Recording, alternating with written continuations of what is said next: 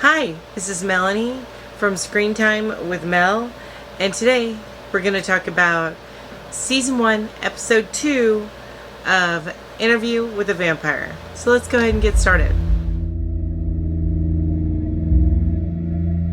Hey everybody, thanks so much for joining me today in this video. If you're returning, I really appreciate you coming back, and I hope you enjoy this video as much as you enjoyed the last one. If you're brand new, well, thank you so much for joining me. If you happen to like this video, don't forget to hit that like button on your way out. It really helps me out. And if you like all things TV and some movies, then go ahead and hit the subscribe button as well as the bell so that you're reminded each time I come out with a brand new video. Alright, so let's get on with it. Okay, so we ended the first video with, it's funny, as Daniel puts it, the preacher side or the priest side or something like that. Anyway, it was kind of funny the way that he put it.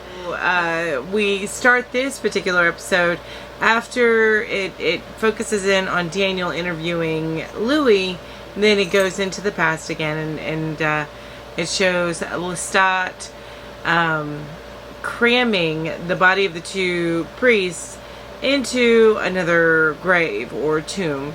And like you can even hear him breaking the bones to make them fit and stuff like that. You know, it's you don't see it, but still gross. And that's where he teaches Louis the all-important note of do not drink dead blood. So, or blood from the dead. So they do go back to Daniel interviewing Louis, and they're going through a several course meal.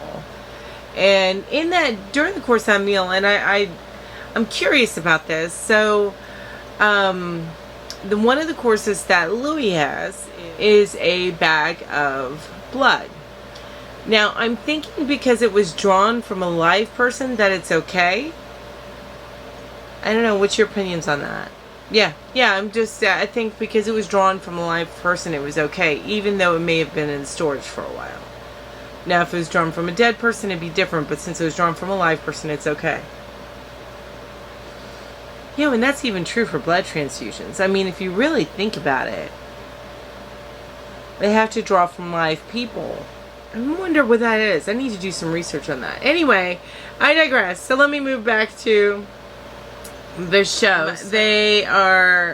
They go through the next 5 years is really what they do of them being partners in New Orleans, and you know, and Louis' conflict, he's starting to have conflicts with killing. So I will note that this is one thing that they took away, I think, from Louis that they should have kept. It's only showing that in these 5 years he's starting to have concerns about killing people. And he even mentions in the dinner that he has not killed someone since 2000. Although, right after that, it seems like he killed somebody that volunteered to be like a live blood person. I don't know. Anyway, that was weird. But the Louis that I know and love has always had problems killing people. Always. Never had, and that's why he started feeding off of rats and stuff like that, and ultimately how he ends up meeting the child vampire, Claudia, I think. Anyway, I'll find out because I'm sure I've seen she's coming up in episodes. And but that's something that he always struggled with. It wasn't even in the beginning he struggled with it.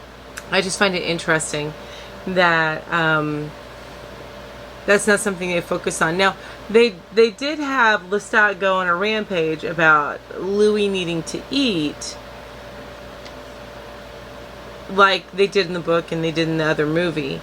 But that rampage in the previous movie as well as in the books was because Louis wasn't eating, or the only thing that he would eat was animals, and that caused Lestat to go on that rampage because he wasn't living well. It's one thing that they did take away from Louis that I was not a big fan of, at least so far. Maybe that'll change. It just seems like maybe Louis wasn't killing as much as he should, but he was still killing. That's what I got from the show.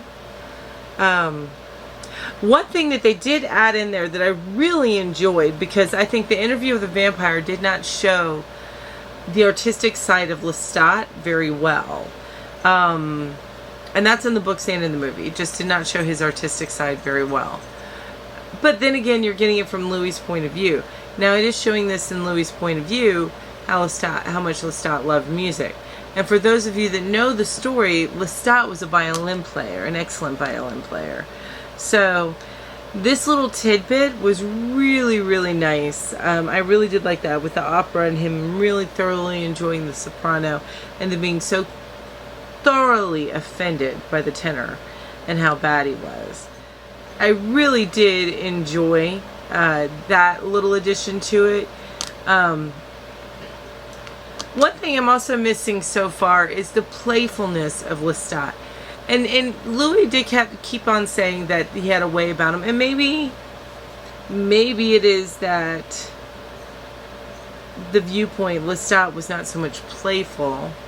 I just have always felt Lestat was more playful, more laissez-faire about everything than the Lestat in this portrayal. Which, by the way, this Lestat, this guy portraying it, he's doing a great job portraying the Lestat that he is.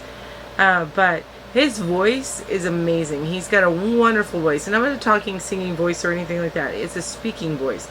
Beautiful speaking voice. And he's got amazing, like, cheekbones and structure and just, anyway. A gorgeous man. So they did a very good job in casting both of these characters. They're both gorgeous men. I digress. Anyway.